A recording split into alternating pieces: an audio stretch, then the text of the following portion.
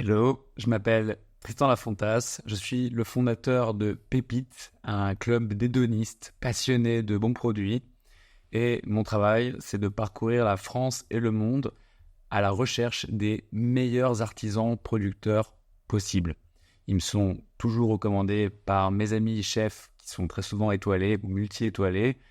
Et je me rends sur place pour valider des choses que mes amis chefs n'ont malheureusement pas tout le temps la possibilité de vérifier parce qu'ils ont un métier qui leur prend beaucoup de temps, notamment le respect de notre planète, le respect de notre santé, le respect social des femmes et des hommes qui travaillent ces produits.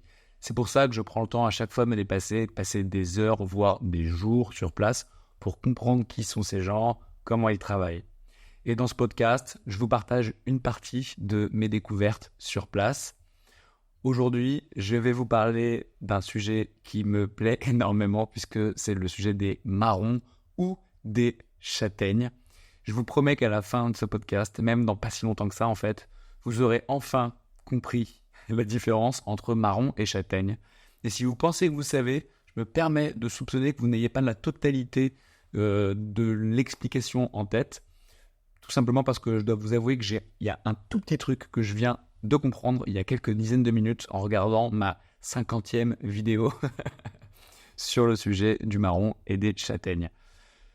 Je parle de ce sujet parce que on va, dans quelques jours, au moment où j'enregistre cette vidéo, faire une mise en avant d'un producteur artisan qui nous a été recommandé par les Guérin et qui produit notamment, et c'est un couple, ils produisent tous les deux, notamment de la crème de marron. Mais si vous n'êtes pas membre du club, pas de problème, je suis quand même là pour vous expliquer et vous retransmettre un maximum de choses que j'ai pu apprendre et découvrir en allant sur place les rencontrer. Après vous avoir parlé de marron et de châtaigne, je ferai comme d'habitude un petit focus plus entrepreneurial où je vous parle des coulisses de mon entreprise, je vous partage des choses que j'ai découvertes, où je réponds à des questions qu'on me pose souvent. En quatrième partie, je vous parlerai d'un truc un petit peu geek, et notamment d'un outil que j'utilise beaucoup et qui intrigue pas mal de monde quand ils vont sur mon site. Cet outil s'appelle VideoAsk. Et je terminerai par répondre à une question qu'un nouveau membre m'a posée récemment. Ça, c'est le plan. Comme vous l'aurez constaté, j'essaie de plus en plus rigoureux dans le suivi de mon plan dans ce podcast qui est au final assez récent puisque je crois que c'est l'épisode 6 seulement, sachant que j'en fais un par semaine. Alors, marron versus châtaigne, c'est franchement pas simple. Nous, ce qui nous intéresse en tant que passionnés de bons produits, c'est le châtaignier. C'est le seul arbre qui nous intéresse. Le châtaignier, qui il y a plusieurs siècles était appelé l'arbre à pain, c'est un arbre qui est de la même famille que le chêne d'ailleurs, et qui produit un fruit qui s'appelle la châtaigne. Cette châtaigne, elle est composée de la châtaigne que vous avez en tête, le fruit que vous avez en tête, et elle est entourée d'une bogue, B-O-G-U-E. C'est cette coque qui est autour, qui est très piquante. Alors, vu qu'on parle de coque, certains pensent que la châtaigne est un fruit à coque, mais non, pas du tout. C'est juste un fruit, qui est un produit frais d'ailleurs, et qui doit se conserver au frais une fois qu'il a été récolté. La période de récolte de la châtaigne, c'est fin septembre jusqu'à novembre environ. Je vais venir au marron, je vous promets. Pourquoi on appelait ça l'arbre à pain, le châtaignier? Parce que on récoltait ces fruits, la châtaigne, pour en faire de la farine qui permettait de faire du pain. C'est un produit qui est extrêmement nourrissant. Il y a plein de bonnes choses dans la châtaigne. Bien évidemment des glucides, mais aussi beaucoup de protéines. C'est beaucoup moins connu, mais c'est très riche en protéines. Plein d'acides aminés, plein de bonnes choses dans la châtaigne. Donc, on l'utilisait pour faire de la farine et faire du pain. Et également, vous le savez peut-être, pour nourrir les cochons. C'est notamment très connu en Corse, et particulièrement dans l'AOP de charcuterie corse, que les cochons qui sont de la race Noustral,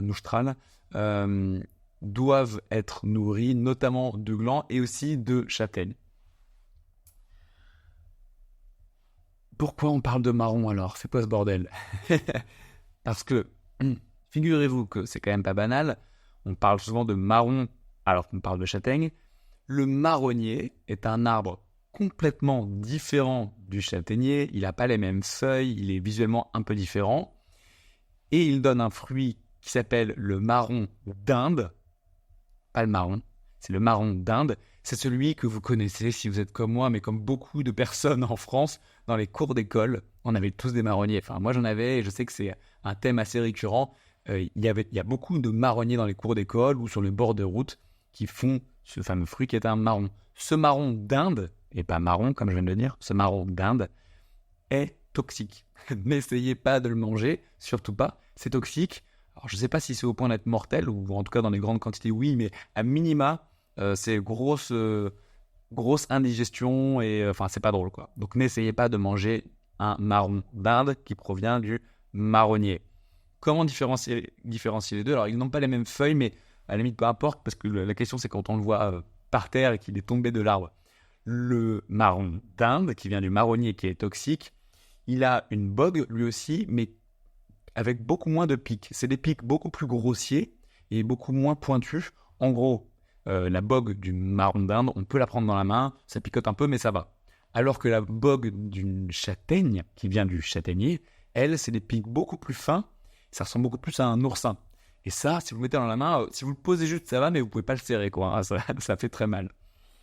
C'est la principale différence visuelle. Et une fois qu'on a retiré la bogue, à l'intérieur, la châtaigne va avoir toujours une petite queue qui est légèrement poilue. Je vous invite à taper châtaigne sur Google si vous êtes en train d'écouter ce podcast. Vous verrez ces caractéristiques de la châtaigne et vous ne pourrez plus jamais vous tromper, alors qu'un marron avec lequel on jouait dans la cour des crés, c'est beaucoup plus lisse. Il n'y a pas du tout cette petite queue poilue et c'est beaucoup plus rond. Maintenant que vous êtes des experts et que vous connaissez la différence entre le marron d'Inde et la châtaigne, pourquoi est-ce qu'on dit quand même qu'on mange une crème de marron? Parce que la crème de marron, elle n'est pas toxique. Et Dieu sait que je suis un grand mangeur de crème de marron. Alors, moins aujourd'hui, mais un de mes péchés mignons, c'est la crème de marron. J'en mangeais énormément quand j'étais gamin. C'est un peu la blague avec ma mère quand on se retrouve. C'est qu'on se fait notre crème de marron, Clément Faugier, qui est une crème de marron et une des plus connues, avec un processus qui est un peu plus industriel que celle dont je vais vous parler plus tard, mais qui est quand même pas mal du tout. Et de toute façon, j'ai le droit. C'est ma petite Madeleine de Proust avec les petits Suisses, vous savez, nature, avec, comment il s'appelle avec l'espèce de papier autour. Là. Donc on les démoule à l'envers, on enlève le papier et ça mélange avec de la crème marron. C'est particulièrement bon. Mais ça répond toujours pas à la question. Pourquoi on parle de crème de marron alors que le marron est toxique? Il y a une explication. Je vous promets pas à 100% que c'est la bonne parce que je l'ai pas trouvée partout. Mais je pense, si je vous en parle, que c'est la bonne. Il s'avère que lorsque les marrons... Non, pardon, voilà, je me trompe. Lorsque les châtaignes ont commencé à se rapprocher de la noblesse, c'était très compliqué de dire à ces gens-là, vous allez manger des châtaignes. Parce que la châtaigne, c'était ce qu'on donnait aux cochons, rappelez-vous. Parce que c'est riche en protéines. Et donc, il y a une explication qui dit que pour que ça passe mieux, on a pris des châtaignes qui étaient les plus belles châtaignes, qui étaient plus grandes, plus rondes. Souvent, à l'intérieur de la bogue de la châtaigne, il peut y avoir plusieurs châtaignes à l'intérieur quand vous l'ouvrez. Des fois, il n'y en a qu'une seule. Celle-là, elle est belle, elle est ronde, elle n'est pas aplatie d'un côté. Celles-là, elles ont commencé à être appelées marron pour que ça ait un air un peu plus classe ou prestigieux. Et c'est ça qui a permis de faire passer ce sous-produit destiné au bas peuple et aux cochons à un produit noble. C'est une des explications. Mais si vous voulez la conclusion là, aujourd'hui, maintenant, il existe des châtaignes. Parmi ces châtaignes, il y en a qu'on appelle des marrons parce qu'elles sont plus belles, elles sont sélectionnées. Et puis, il s'avère qu'elles sont aussi issues de châtaigniers qui ont été génétiquement sélectionnés au fil des années, voire même des siècles, pour donner des châtaignes avec une forme un peu plus spécifique. Et puis, il y a des marrons d'Inde qui, eux, proviennent du marronnier. Et c'est ça que j'ai mis un petit peu de temps à comprendre, et j'espère que c'est le truc à minima que je pourrais vous apprendre, c'est qu'en fait, ce qu'on appelle marron dans la langue française, c'est la version un peu classe de la châtaigne, alors que c'est marron d'Inde qu'il faudrait parler. C'est de marron d'Inde qu'il faudrait parler lorsqu'on parle du fruit du marronnier. Voilà. Vous êtes maintenant des experts ou quasiment, et vous êtes capables de répondre à la question « Qu'est-ce que c'est que je mange là dans ma crème de marron ?» Ce ne sont pas des marrons d'Inde, ce sont des marrons qui sont en fait des châtaignes. Pareil pour les marrons glacés, ils proviennent d'un châtaignier. En fait, tout ce qu'on mange provient d'un châtaignier, peu importe. Et s'il y a cette confusion marron châtaigne versus marron d'Inde, c'est a priori pour cette histoire de produit qui a, pour être anobli, a dû changer de nom, sinon les nobles ne voulaient pas manger la même chose que ce que mangeaient les cochons. Le marron, oui, je peux dire marron, j'ai le droit. Oui, le marron ou les châtaignes, ce sont des produits, comme je vous l'ai dit, qui sont très riches, qui sont également très bons. Donc c'est riche en protéines, c'est riche en glucides, c'est riche en plein d'autres choses. Et c'est surtout excellent. Moi, j'en suis fan en crème, mais aussi il y a les fameux marrons glacés qui coûtent. C'est un produit qui coûte cher, le marron glacé. C'est plusieurs euros pour un marron glacé. Et pour cause, c'est un produit qui est assez complexe à faire. C'est beaucoup de main-d'œuvre. Quand j'ai eu la chance de rencontrer Hirsinger, qui fait d'excellents chocolats dans une ville dont le nom va me revenir, Arbois, à Arbois. J'ai pu observer la fabrication des marrons glacés et c'est énormément de main-d'œuvre. En l'occurrence, c'était une petite table en bois, 2 femmes plutôt âgées, chacune de leur côté, qui étaient en train de faire ça. Pourquoi je précise plutôt âgées ? Déjà parce que c'était le cas, mais aussi surtout parce que c'est un savoir-faire qui est long, qui prend du temps à avoir, et il y a évidemment de moins en moins de jeunes qui ont envie de faire ce taf. C'est dommage parce que c'est important pour avoir de très bons marrons glacés. Donc si vous êtes jeune et motivé, homme ou femme, peu importe évidemment, s'il vous plaît, allez voir Hirsinger, il a besoin de gens pour faire ça pendant la période des marrons glacés. C'est une frustration que j'ai, puisque moi j'ai pu observer la production de ces marrons glacés. C'était pendant mon tour de France en van que j'ai réalisé pendant 1 an avec Mathilde, dont l'objectif était de rencontrer des membres du club, des producteurs, des artisans et des chefs. Sauf que nous, on repartait le lendemain, qui était le premier jour de commercialisation des marrons glacés. Et quand on leur a demandé si on pouvait en goûter, ils nous ont répondu « là, on n'en a pas, ils seront prêts que demain ». Et demain, vous verrez, il y aura une queue de débiles devant notre boutique. Et en effet, déjà toute la journée pendant laquelle on était là, il y avait constamment des gens qui venaient. Alors, ils sont prêts ? Alors, ils sont prêts ? Non, demain matin, non, demain matin. Et quand on est allé, en effet, le lendemain, il y avait une queue de dingue. Alors, on aurait pu couper la file parce qu'on les connaissait un peu, mais on n'a pas joué cette carte-là. Et donc, on n'a pas pu y goûter. Mais je sais que ce sont parmi les meilleurs marrons glacés qui existent. Ce chapitre sur un produit, un bon produit comme le marron ou la châtaigne, est quasiment terminé. Il est plus court que les fois précédentes.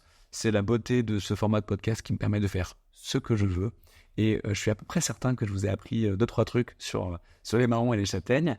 Et si j'ai décidé de parler de ça, c'est parce que vous l'aurez compris, au sein du club Pépite, on va faire une vente notamment d'une crème de marron qui est artisanale bien évidemment et qui a la particularité de venir de Bretagne. Alors pour la petite anecdote, j'ai fait une vidéo sur Instagram il y a quelques semaines quand j'étais sur place à la ferme des écureuils, dont je vous parlerai pas ici parce que l'idée c'est pas de faire la promotion dans ce podcast, ou en tout cas j'ai pas envie de le faire maintenant, et on le fera bien suffisamment dans la newsletter que vous pourrez recevoir si vous vous y êtes abonné. Mais la ferme des écureuils, ils sont donc en Bretagne. Ils ont découvert qu'il y a fort longtemps, il y avait énormément de châtaigniers en Bretagne. Ils ont quasiment tous disparu, notamment parce que l'industrie de la tannerie a fait, bon, peu importe, tout le détail est dans la newsletter que vous pourrez découvrir. Donc il n'y avait quasiment plus aucun châtaignier il y a encore quelques décennies, et eux ils ont décidé de relancer cette activité, et donc ils font quasiment, très probablement la seule crème de marron de Bretagne. Alors quand j'ai fait une vidéo sur Instagram pour raconter ça, il y a la mère d'une très bonne amie à moi, Chloé, qui vit en Ardèche, qui m'a dit mais c'est pas possible, c'est pas possible. Et donc pour l'anecdote, l'autre jour c'était le mariage de Chloé et Stéphane, et pendant le mariage, la mère de Chloé est arrivée en me disant tiens, j'ai un cadeau pour toi, une crème de marron d'Ardèche, qui était en effet absolument excellente. Elle était vraiment excellente, mais pas forcément meilleure que la crème de marron de Bretagne que j'ai goûtée et que les membres du club pourront découvrir. Fin de ce chapitre sur les marrons et les châtaignes. Maintenant, je vais vous parler d'un sujet entrepreneurial. Donc, si vous, comme à chaque fois je le dis, si cette partie entrepreneuriale ne vous intéresse pas, vous pouvez arrêter ce podcast maintenant. Là, je rentre un peu plus dans les entrailles de Pépite, donc, qui est le nouveau nom de Moi Chef. A priori, si vous écoutez ce podcast, vous êtes au courant qu'on a changé de nom. Et je vais répondre à un sujet vraiment de fond. Je suis assez content de l'aborder dans ce podcast parce que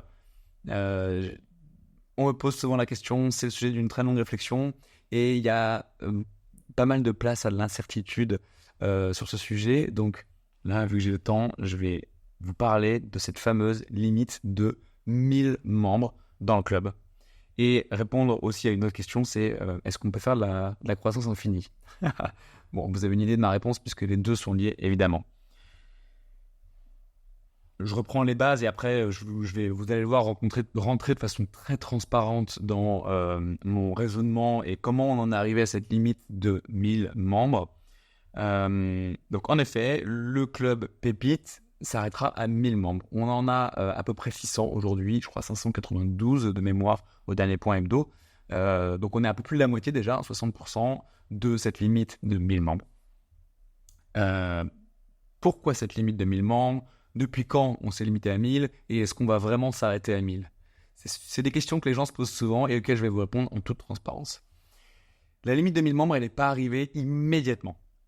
Quand j'ai créé le club, je ne me suis pas dit tout de suite, je vais m'arrêter à 1000. Par contre, elle est arrivée très très vite. Je pense que dès 70-80 membres dans le club, j'ai dit on s'arrêtera à 1000. Pourquoi est-ce que j'ai décidé ça? Il y a plein de facteurs. Il y en a un auquel, si vous êtes entrepreneur ou familier avec ce milieu-là, vous y pensez forcément, donc j'aborde tout de suite. C'est le fameux FOMO.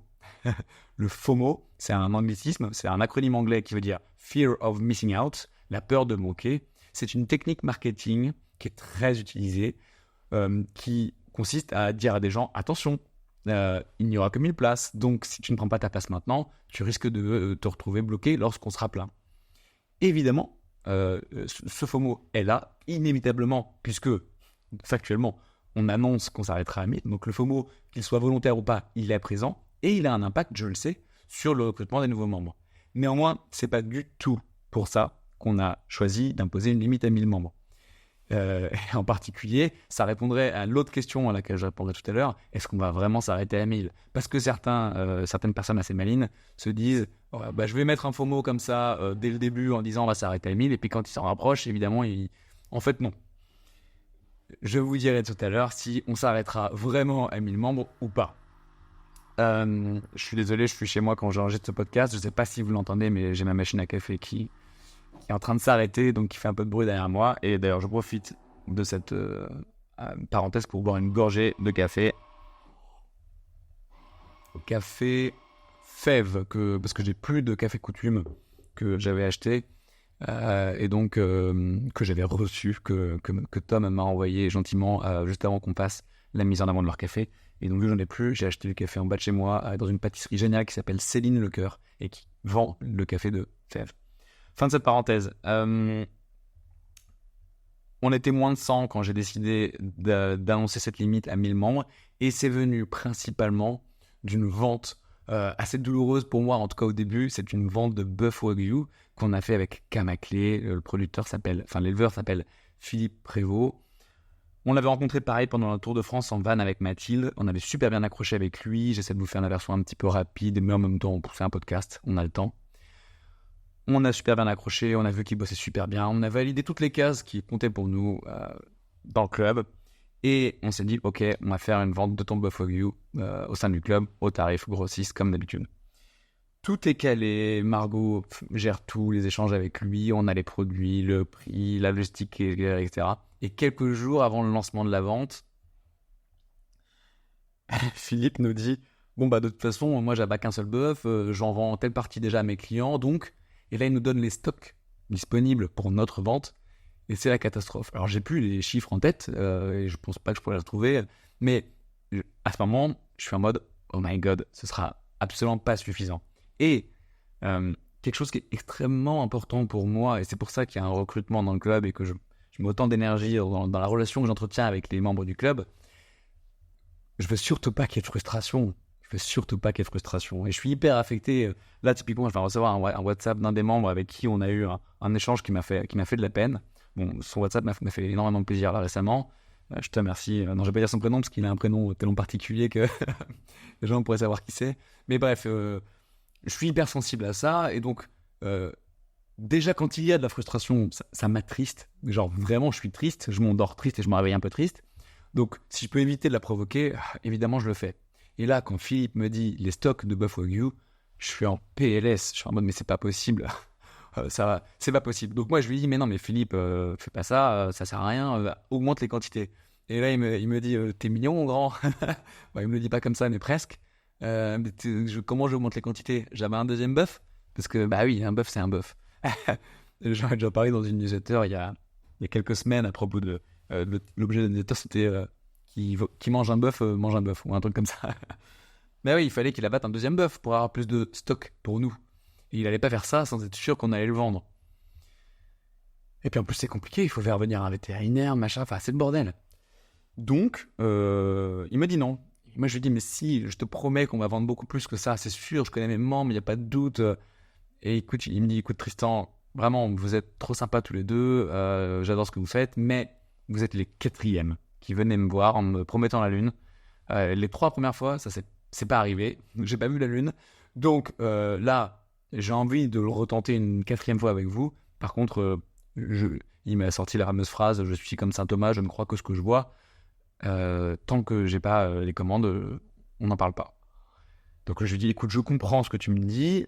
Néanmoins, je suis quand même convaincu qu'on va tout vendre. Qu'est-ce qu'on fait lorsqu'on a tout vendu? Il m'a dit, bah, dans ce cas, si ça arrive, et j'en doute, appelle-moi quand il n'y a plus de stock. Et puis, 2 choses. Déjà, je te promets, je te paierai une bouteille de champagne. Deuxième chose, on verra ce qu'on fait. On a lancé la vente. Quelques heures après avoir lancé la vente, évidemment, les membres du club Pépite avaient tout dévalisé, étaient frustrés, mais je pouvais rien faire. Je suis désolé pour ceux qui ont vécu la frustration à ce moment-là. Sauf que j'ai immédiatement appelé Philippe. Et il me dit, non, t'es pas sérieux. Je dis, mais tu sais pourquoi je t'appelle, Philippe? J'ai depuis, même si ça a pris du temps, eu droit à la bouteille de champagne, accompagné d'un burger de Buff Wagyu qui était hallucinant, qu'on a mangé chez lui. Et tout le burger était fait avec le pain de la boulangerie voisine et tous les légumes venaient de son jardin. C'était franchement le meilleur burger de ma vie. Donc cette bouteille de champagne, j'ai fini par l'avoir. Et puis, il m'a dit, bah, écoute, ok, on le tente, même s'il a un peu peur que la deuxième partie de la vente ne se passe pas aussi bien.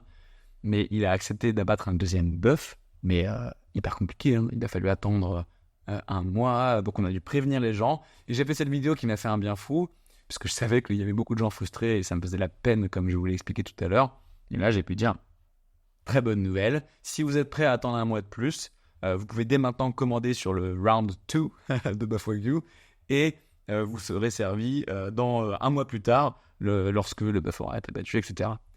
On a fait ça.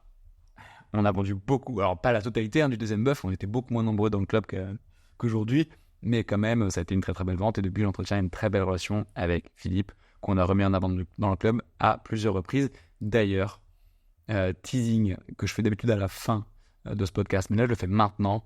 Je réfléchis très sérieusement à mettre en place quelque chose avec Philippe pour les membres du club qui serait dans la partie cadeau des copains et qui serait super stylé.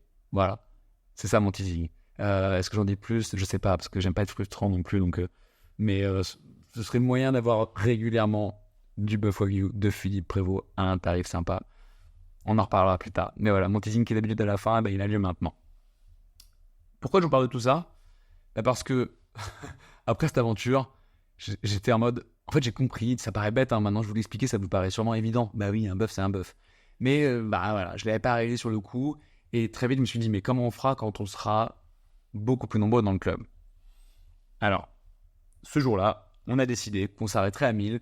J'ai estimé à ce moment-là, et mon estimation, et je vous confirme aujourd'hui qu'elle est bonne, que 1000, ce serait un juste milieu pour que, d'un côté, on puisse vivre, je puisse vivre au quotidien et me verser un salaire et verser un salaire à toute l'équipe qui travaille pour mettre en branle tout ça. C'est beaucoup de travail, les ventes, les événements, prendre soin des membres. Enfin, bon, je ne passe les détails, mais c'est beaucoup, beaucoup de boulot, l'animation de ce club.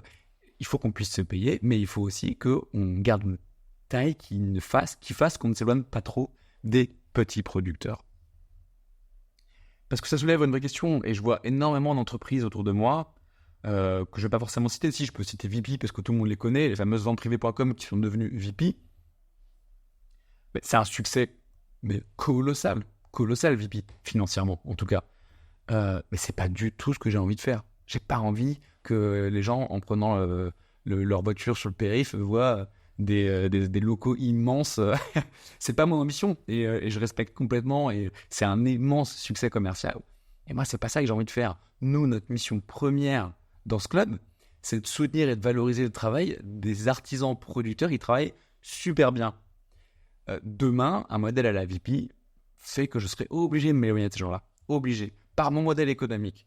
Et vu que dès le début, j'avais conçu ce modèle économique fort dans lequel on avait une objectivité totale dans le choix des producteurs dont on vous parle, la ferme des écureuils dont je vous parlais tout à l'heure, qui fait cette fameuse crème de marron, je ne vais pas gagner un centime sur toute la vente qu'on va réaliser auprès d'eux, par mon modèle économique, puisque j'ai choisi de me rémunérer sur les cotisations des membres.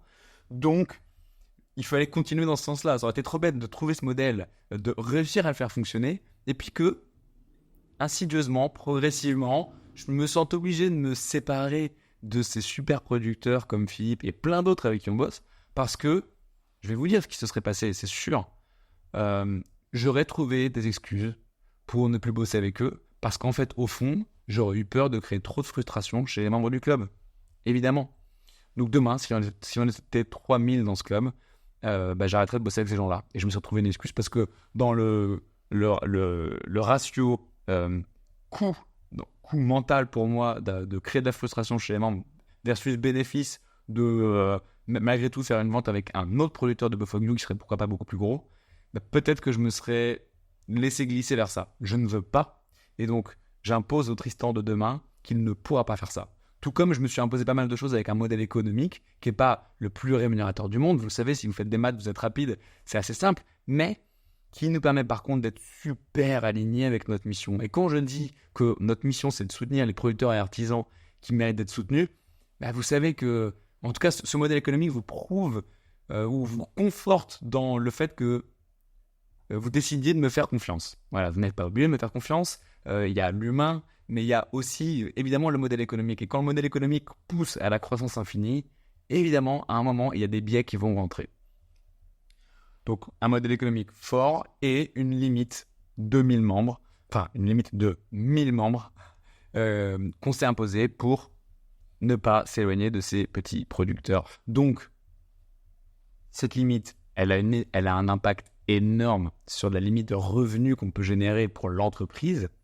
Donc, et souvent vous m'entendrez dire ça, à chaque fois qu'on a un projet, une idée, un truc qu'on pourrait faire, on se pose toujours la question, ouais, mais est-ce qu'il faut qu'on recrute pour ça ? Parce que bien sûr qu'on pourrait faire plus de ventes, plus souvent, on pourrait s'internationaliser, il y a plein de choses qu'on pourrait faire, énormément. Mais si on doit recruter pour ça, ça veut dire qu'on doit dépenser plus d'argent. Dépenser plus d'argent, ça veut dire qu'il faut gagner plus d'argent. Et gagner plus d'argent, aujourd'hui, ça veut dire avoir plus de membres. Donc, il y a une équation très simple à garder en tête constamment, pour moi, en tant que dirigeant et fondateur de cette entreprise, c'est attention, si on veut rester aligné avec notre mission, on ne peut pas se permettre d'avoir trop de dépenses, sinon on devra aller chercher plus de revenus et basculer vers une autre typologie d'entreprise qui sont très bien également, mais qui n'est pas ce que moi je souhaite créer avec ce club. Et je ne sais, si vous regardez ce podcast, que vous êtes a priori complètement alignés avec cette philosophie de se dire ensemble, là nous tous, donc 600 aujourd'hui et bientôt 1000, on va créer un truc surpuissant pour valoriser et aider et mettre en avant des gens qui méritent d'être mis en avant. Je pense que j'ai répondu à la troisième question. Est-ce que tu vas vraiment t'arrêter à 1000 ? Alors la vraie réponse c'est on le verra quand on y arrivera. Mais bien sûr qu'on va s'arrêter à 1000, bien sûr.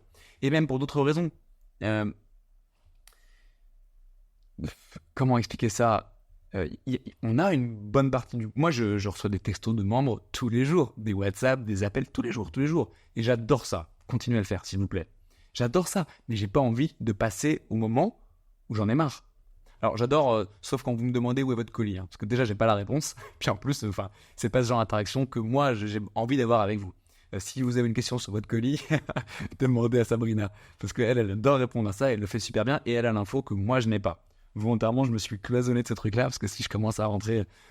Par contre, tous les autres échanges, mais juste le partage de je suis avec tel chef et un selfie avec un chef, tout ça, j'adore. Et je veux continuer à adorer ça. J'ai créé une entreprise. Alors, j'en ai chié, hein, clairement. Ça m'a pris des années, ça a été compliqué. Mais aujourd'hui, j'ai une entreprise dans laquelle j'entretiens une relation incroyable avec mes clients. Je mets autant de guillemets que vous voulez, parce que je parle jamais de clients, je parle de membres. Mais techniquement, ce sont des clients, parce que c'est eux qui payent pour faire partie du club. J'entretiens une relation tellement incroyable. Genre, ça se voit, j'espère que ça se voit pas trop, mais là, si je suis un petit peu fatigué, c'est parce que je suis un petit peu en gueule de bois à cause d'une soirée que j'ai fait chez Alexis, dans la cave d'Alexis hier soir.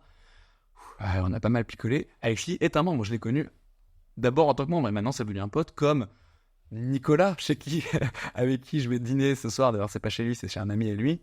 Nicolas, qui est un membre incroyable, chez qui on a fait un événement sur sa péniche qui était dingue. Bref, je pourrais vous citer, franchement, même pas des dizaines, peut-être des centaines sur les 600 de membres que je connais et qui sont devenus des amis. Et ça, quel bonheur. Et moi, je fais tout ça pour être heureux. Donc, bien sûr, je veux de l'argent pour être heureux et pour pas me poser de questions de est-ce que je vais enfin pouvoir me payer un nouvel appart. Putain, et si vous avez suivi mon dernier podcast, j'ai une mauvaise nouvelle à ce sujet. Bref, c'est pas ça dont je parlais, mais j'ai pas eu l'appartement. Putain, je suis dégoûté. Donc j'ai envie ne plus me poser ce genre de questions. Donc il faut que j'ai suffisamment d'argent en termes de salaire pour pouvoir vivre confortablement. Et vous voulez tous la même chose pour moi, je le sais. Et à côté de ça, je veux aussi être heureux au quotidien. Et pour être heureux, il faut que... moi, j'ai besoin d'aider les gens. Si j'aide pas les gens, je me sens pas complètement à ma place. Je veux, in fine, laisser cette planète un tout petit peu meilleure que quand je suis arrivé dessus. Le jour où j'en partirai, le plus tard possible. Et je veux continuer à entretenir une relation fantastique avec les membres. Alors oui, si on était 1200 au lieu de 1000, je continuerai à avoir une belle relation, mais je violerai un principe fort que j'ai annoncé à qui veut l'entendre depuis le début. Donc, non, on s'arrêtera à 1000. Enfin, oui, on s'arrêtera à 1000. Voilà, fin de la réponse à cette question que beaucoup de gens se posent. J'espère que j'ai clarifié pas mal de choses pour vous. Ce que j'espère surtout, c'est qu'à travers ce format et ce podcast, ou cette vidéo si vous me regardez sur YouTube, comme vous le voyez, je ne suis pas en train de lire un script là, clairement pas. J'ouvre mon cerveau et je vous partage en toute transparence ce qu'il y a au fond de mon cerveau, notamment concernant Pépite. Et si je le fais avec autant d'ouverture et de transparence, j'espère que vous comprenez et que ça vous donne des arguments. Si jamais, par exemple, demain, vous dites « Ouais, je suis sûr qu'il ne va jamais s'arrêter à 1000 », j'ose espérer que vous êtes un peu plus confiant là-dedans et sur la vertu du modèle qu'on a créé. Je dis « on » parce que, évidemment, je ne suis pas tout seul. Le sujet suivant, c'est un sujet geek, parce que je suis un geek et que j'adore parler de ça. Et en l'occurrence, je vais vous parler de Vidéo Ask. Vous connaissez, si vous êtes un peu geek, vous connaissez peut-être Typeform. Typeform, c'est des gens qui ont réussi à révolutionner le formulaire en ligne. Ça paraît dingue de dit comme ça, et pas sexy, les formulaires. Donc, vous connaissez tous Google Forms, ces formulaires qui sont extrêmement moches, mais très efficaces.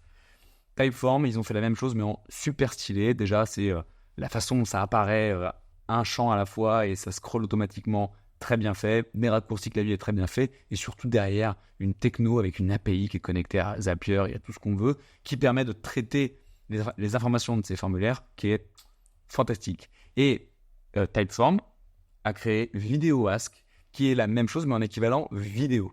Vous l'aurez deviné. Et pourquoi je vous en parle ? Parce que si vous avez postulé récemment sur le club Pépite, vous êtes passé par cet outil Vidéo Ask. Ce sont les fameuses vidéos qui apparaissaient automatiquement sur le site lorsque vous le lanciez. Je dis apparaissait parce que je l'ai désactivé depuis le rebranding de Pépite, parce que je vais un petit peu changer la façon dont le recrutement va se faire sur le club. Ce sera peut-être l'objet du prochain podcast. dans la partie entrepreneuriale où je vous raconterai comment et pourquoi je change la façon de gérer le recrutement dans le club. Ce vidéo ask, c'est génial parce que ça permet d'avoir une interaction hyper humaine. Donc c'est moi qui enregistre des vidéos, souvent d'ailleurs ici. Ces vidéos, je les enregistre une seule fois, une bonne fois pour toutes. Et derrière, on peut créer des choix logiques. Donc je peux faire une première vidéo où je termine par maintenant, de quoi vous voulez que je vous parle? Et il y a des choix avec des boutons, les ventes, les événements, la philosophie du club. Et là, les gens choisissent et vont sur la vidéo qui les intéresse. Et après, je peux leur dire maintenant, c'est à votre tour de postuler et de m'envoyer une vidéo. Alors bien évidemment, les gens ne sont pas obligés d'envoyer une vidéo pour postuler au club. Ce serait un peu hardcore. Il y a plein de gens qui ont pour plein de raisons n'ont pas envie de faire une vidéo. Donc c'est possible d'envoyer juste un vocal, voire même juste du texte. Mais ça crée une interaction qui est super sympa. Et ce que je fais à chaque fois, systématiquement dans 100% des cas, c'est que je réponds en vidéo aux personnes qui ont postulé. Alors, à celles que j'ai validées. Parce que des fois, je réponds pas parce que quand les gens postulent en mettant juste une phrase, ça a l'air cool. Je réponds pas. C'est Claire éventuellement qui répond en disant est-ce que vous pourriez nous en dire un peu plus sur vous? Et souvent les gens répondent et là je leur réponds. Mais bon, en tout cas, moi je réponds toujours en vidéo. Et là, typiquement, c'est une vraie vidéo que je fais pour la personne. Donc je regarde toutes les candidatures, évidemment, et je réponds à cette personne en fonction de sa candidature. Ça, c'est hyper puissant. Moi, j'adore faire ça parce que ça crée un premier lien avec les membres. Parce que, vous l'aurez compris, moi, je crée une relation sur du très long terme avec les membres du club. Et là, c'est un premier lien qui est très fort, que je vois se répercuter de plein de manières différentes. Déjà, lorsqu'on a un coup de fil, une fois que les gens ont fini par rejoindre le club, on a un petit coup de fil ensemble. Et ce premier coup de fil, il est d'une fluidité incroyable. Dans 80-90% des cas, on se tutoie directement. Alors que je vous vois les gens sur ces vidéos quasiment tout le temps. Mais là, ça y est, t'es membre, franchement, on se tutoie, quoi. On est entre nous, les gens me connaissent, ont déjà vu mon visage à plusieurs reprises, donc ça permet de baisser un peu ces barrières. Et je le vois également lorsque un membre participe à son premier événement du club. C'est assez marrant parce que moi, forcément, je me rappelle pas, soit je me rappelle pas du visage, soit je l'ai jamais vu. Mais les gens se rappellent du mien parce qu'ils l'ont vu à plusieurs reprises. Et donc à ce moment, vous dites, salut Tristan! Et moi, je suis en mode, j'ai besoin d'un petit coup de pouce parce que je sais pas qui est la personne qui me reconnaît. Et donc tout de suite ça crée une proximité qui est hyper forte, et cette proximité avec moi elle est sympa, mais elle est surtout sympa parce qu'elle crée aussi une proximité immédiate avec tous les autres membres. Et si vous êtes membre du club et que vous regardez cette vidéo et que vous hésitez à venir à un événement seul, franchement faites-le, ne vous posez même pas la question. Déjà, vous ne vous retrouverez jamais seul à une table, ni avec une table avec une autre personne sur une table de deux, ça n'arrivera pas, c'est que des grandes tablées. Et si jamais pour un cas très particulier, ça peut arriver qu'un chef ait une table de deux, je ne laisserai jamais quelqu'un qui est seul à l'événement s'installer à cette table-là. Vous avez ma promesse. Et en fait, vu qu'il y a cette proximité avec tout le monde, au final, tout le monde a l'impression de se connaître depuis le collège, et ça crée immédiatement de la magie. C'est dur à expliquer, le mieux c'est de venir à un événement, franchement, venez. Voilà, vidéo ask, c'est payant bien sûr, mais c'est très très bien foutu. C'est pas parfait non plus. Ça m'arrive de voir des gens qui essayent de postuler et qui galèrent. Si c'est votre cas, franchement, je suis navré. Le problème, c'est que on postule depuis un Mac, un ordi Windows ou un téléphone Android ou un iPhone, bref. Et il y a toujours des cas de figure qui font que des fois, les gens galèrent. Donc c'est pas parfait, mais globalement, c'est quand même très très très bien fait. Fin de cette partie geek, et je terminerai en répondant à une question qui m'a été posée par Laurent, nouveau membre du club, qui nous a rejoint cette semaine. Salut Laurent, bienvenue dans le club Pépite. C'est le premier que j'ai dit bienvenue au club Pépite au téléphone et pas bienvenue au club Moi Chef, de façon hyper spontanée. Vraiment, je suis trop fan de ce nom, je l'adore. Laurent m'a posé la question, alors je lui ai répondu en live au téléphone, mais je lui ai dit, j'en profiterai pour la reposer dans ce podcast et y répondre de façon plus large à toutes les personnes qui voudront l'écouter. En gros, il m'a posé la question de façon un peu détournée, mais la question finale, c'était est-ce que je peux recommander des produits d'un producteur que tu as déjà mis en avant dans une vente au sein du club? Mais il me l'a demandé différemment parce que je pense qu'il avait envie de tester ma réaction à ce truc-là. J'espère qu'avec tout ce que je vous ai dit tout à l'heure sur la philosophie du club, notre fonctionnement, ma mission, notre mission collective, l'équipe, mais aussi tous les membres, de soutenir et valoriser le travail de ces gens-là, évidemment, je suis hyper content quand vous acheter à nouveau des produits de ces artisans producteurs, même en direct. Je suis hyper content. Déjà, ils me le disent et ils sont hyper contents. Et vous le savez, je ne gagne pas d'argent sur une vente. Donc, j'en perds pas si vous achetez par un autre canal.